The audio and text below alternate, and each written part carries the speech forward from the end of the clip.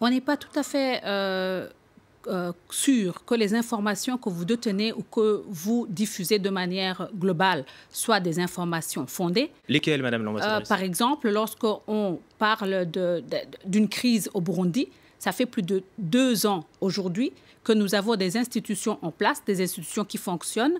Nous avons un pays qui est en train de se développer. Nous avons des touristes qui continuent à venir. Nous avons des institutions publiques, politiques et autres qui nous visitent et qui voient très bien que la crise dont on parle de manière presque régulière n'existe plus.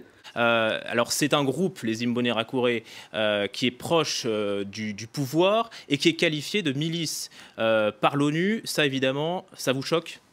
Évidemment que c'est choquant. Les Imbonerakure, ce sont des jeunes du parti, des jeunes, la jeunesse du CNDD-FDD. C'est un parti politique qui est majoritaire au pouvoir au Burundi. Et comme tous les partis dans le monde entier ont une partie de la jeunesse, et ce sont des jeunes qui sont bien disciplinés, des jeunes qui fonctionnent, qui marchent selon les idéologies du parti.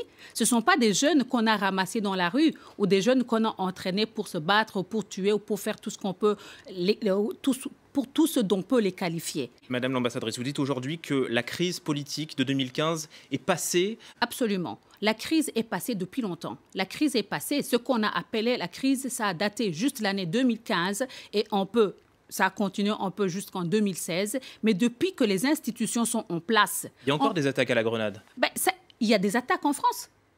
Il y a des attaques en France, il y a des attaques partout. Dans le monde entier, on peut rencontrer des attaques. On peut rencontrer des personnes qui lancent des grenades dans le monde entier. Dernière attaque la semaine dernière. Mais ça ne devient pas une crise dont on va parler depuis 2 ans. Vous vous imaginez, depuis 2 ans, on parle d'une crise au Burundi. Mais cette crise est finie. Il n'y a plus de crise. Le Burundi est en paix. Il y a évidemment de temps en temps des personnes qui provoquent, juste pour faire semblant ou pour montrer ou pour susciter évidemment des mauvaises langues ou pour encourager les mauvaises paroles qu'on continue à proliférer sur le Burundi.